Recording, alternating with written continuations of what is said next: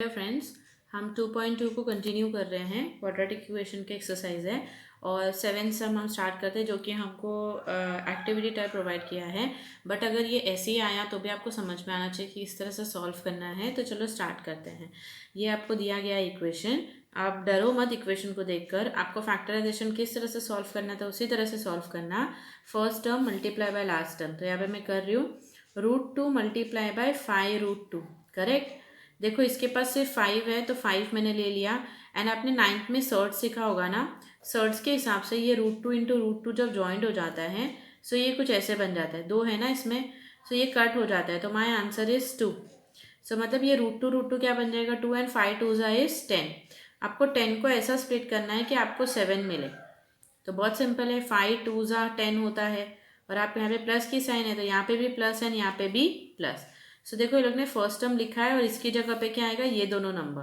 सो 5x आएगा and देखो sign भी प्लस प्लस दिया और ये 2x आएगा। अभी आपको कॉमन निकालना है। आप इसमें देखोगे तो सिर्फ x कॉमन है, तो बचा के यहाँ पे √2x + 5। करेक्ट। अब ये लोग ने √2 कॉमन में निकाला है। ये कैसे, अभी बताया कि 2 का मतलब क्या है, एक्चुअली रूट्स के सम है। इसलिए आपको जब भी ऐसा कुछ मिले तो आपको इमेजिन करना है कि इट इज़ ट्वाइस √2, मतलब इसका मतलब 2 2 √2 है ये। सो इसीलिए √2 कॉमन में चला गया और ब्रैकेट में क्या बचेगा, √2x प्लस और यहाँ पे 5। अब देखिए हमें सेम ब्रैकेट मिल चुका है। अभी जो सेम ब्रैकेट वाला टर्म है उसको बाहर निकाल ले और दूसरा वो लोग ने हमें लिख के दिया है x प्लस। अभी देखो ये लिखा है तो ये √2x + 5 = 0, ये हमारा एक साइड आ गया। अभी यहाँ पे उन्होंने डायरेक्टली हमें सॉल्विंग दिया है। ऑब्वियसली ये वहाँ पे जाके -5 हो जाएगा, है ना, -5। और ये जो है ये आके डिवाइड हो जाएगा √2। करेक्ट है। देखो मैं दिखाती हूँ, ये ऐसे है तो ये -5 हो जाएगा और फिर ये x जाके -5/√2 हो जाएगा।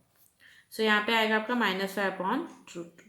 सो आपको सिंपल लगा होगा क्योंकि इसमें आपको ज़्यादा सॉल्विंग के लिए आपको सोचना नहीं पड़ा, क्योंकि आधा आपको सॉल्व करके दिया गया था। ये सब थोड़ा सा आपको कंफ्यूजिंग लगेगा। चलो स्टार्ट करते हैं। फर्स्ट टर्म को आपको लास्ट टर्म से मल्टीप्लाई करना है और इसको स्प्लिट करना है और आपको आंसर मिलना चाहिए -2√6। आप देखिए यहाँ पे √6 पहले से है तो मतलब आपके इधर √6 एंड √6 तो होना ही चाहिए, तभी जाके आप इसको ऐड करोगे तो आपको आंसर मिलेगा। √6 एक अल्फ़ाबेट की तरह होता है कि आप अल्फ़ाबेट को फॉरवर्ड लेते हो और ये 1 + 1 2x हो जाता है। सो उसी तरह से √6 एंड √6 होता है। सो √6 एंड √6 क्या होता है, अभी मैंने बताया आपको कि √6 इंटू √6 6 स्क्वायर होता है और आंसर है 6। मतलब इन दोनों का जो आंसर है वो 6 है। करेक्ट है ना। और 6 तो मुझे मिल चुका है यहाँ पे, मतलब मुझे यहाँ पे डालना पड़ेगा 1 1 ज़ा। सो इंटू 1 हो गया तो 6, तो 1 6 ज़ा तो 6 हो गया है। +1 + 1 होता है 2 और कॉमन साइन क्योंकि हमें इसे ऐड करना है। मैं फिर से बताती हूँ आपको, मुझे यहाँ पे √6 पहले से चाहिए था, सो इसीलिए यहाँ पे √6 एंड √6 लिख दिया। But what is √6 multiply by √6 is 6 ना। सो मुझे तो 6 पहले से मिला है तो यहाँ पे क्या डाले, तो 1 1 1 ज़ा 1 होता है और 1 + 1 होता है 2, इसलिए सब में नेगेटिव की साइन।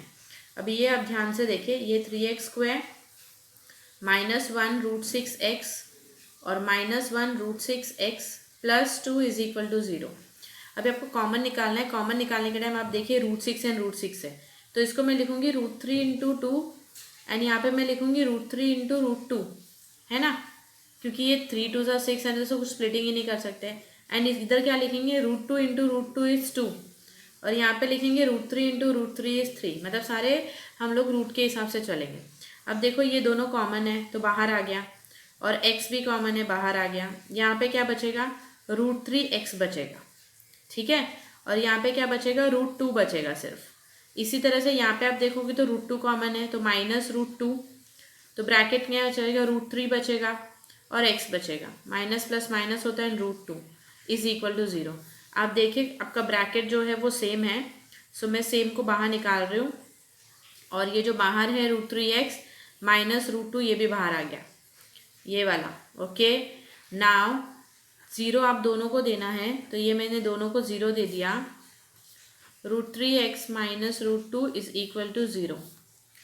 अब पहले नंबर्स को शिफ्ट करो, अल्फ़ाबेट को बाद में। तो यहाँ पे आके +√2 हो जाता है और ये मल्टीप्लिकेशन है तो √2/√3। और इसी तरह से यहाँ पे भी √3x है वो प्लस √2 हो जाता है. So x is equal to √2 upon √3. So ये आपका आंसर है. √2 upon √3 and √2 upon √3 are the root of the given quadratic equation. Standard form में चेंज करना पड़ेगा. सो सिंपल है, जस्ट ब्रैकेट ओपन करें आप इसका. सो ये बन जाएगा 2m² minus 48m is equal to 50 और 50 यहाँ पे आके शिफ्ट हो जाएगा और बन जाएगा -50 is equal to 0. First term को लास्ट टर्म से मल्टीप्लाई करें, सबको मिलेगा 100 और फिर स्प्लिट करें और आपको चाहिए -48. आप देखेंगे ध्यान से तो 50 माइनस 2 48 होता है. सो 50 एंड 2 52 = 100. मुझे दोनों को माइनस करना है, इसलिए यहाँ पे माइनस, तो यहाँ पे प्लस और यहाँ पे minus. So 2m² minus 50m plus 2m minus 50 is equal to 0. इनके जगह पे मैंने ये दो टर्म ले लिया. अब कॉमन निकालते हैं. ये देखो, ये 2 × 25 होता है. यहाँ पे जो होता है वही नंबर लिख के आपको मल्टीप्लिकेशन में डालना है. सो 2m कॉमन है, m माइनस 25 प्लस यहाँ पे कुछ भी कॉमन नहीं है. सो इसलिए 2 कॉमन है, 2 × 25 2 कॉमन है. सो यहाँ पे आएगा m plus minus minus 25 is equal to 0.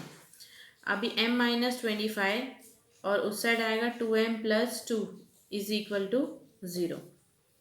m minus 25 is equal to 0 और 2m plus 2 is equal to 0. m 25 जाके प्लस 25 हो जाएगा और यहाँ पे 2m इज इक्वल टू, यहाँ पे आके -2 करेक्ट, और ये -2 ये 2 आके डिवाइड हो जाएगा, इसलिए हमारा आंसर है m इज इक्वल टू -1.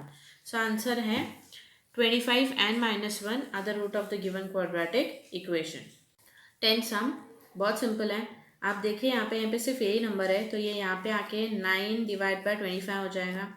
और आपको पता है कि इसको स्क्वायर को कैसे हटाते हैं, सामने को स्क्वायर रूट देकर, कुछ इस तरह से. करेक्ट है. सो जब हम इसका स्क्वायर रूट निकालेंगे तो हमारा आंसर में क्या आएगा, प्लस माइनस, ये देखो 3² एंड 5². करेक्ट है.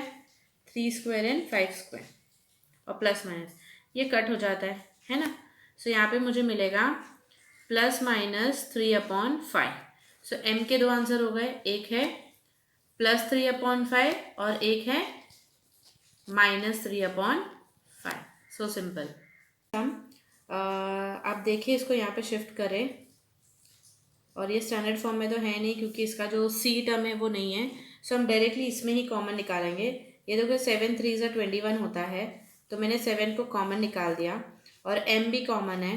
यहाँ पे क्या बचेगा, m माइनस और 3 बचेगा is equal to 0.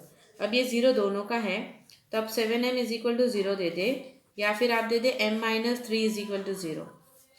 So m ये मल्टीप्लिकेशन है तो 0 के पास जाके डिवाइड हो जाएगा और इसका आंसर है 0 और ये यहाँ पे जाके +3 हो जाएगा. तो 0 and 3 are the root of the given quadratic equation. 12 sum में आप देखोगे तो सेम ये 10th जैसे ही है थोड़ा बहुत. सो हमें इसको क्या करना है, ये 11 को वहाँ पे शिफ्ट करना है, +11 हो जाएगा और हम स्क्वायर रूट ये हटाने के लिए हमें स्क्वायर रूट लेना पड़ेगा. सो ये तो अपने आप कट हो जाएगा और यहाँ पे स्क्वायर रूट आएगा. 11 का कोई स्क्वायर रूट नहीं है तो यहाँ पे डायरेक्टली आप प्लस माइनस लिख लें. सो m के दो आंसर है, एक है +√11 और एक है -√11. इतना छोटा सा ये सम है बट सबको कन्फ्यूजन हो जाता है, यहाँ पे अटक जाते हैं कि किस तरह से करना है. So your answer is m is equal to √11 and -√11 are the root of the given quadratic equation.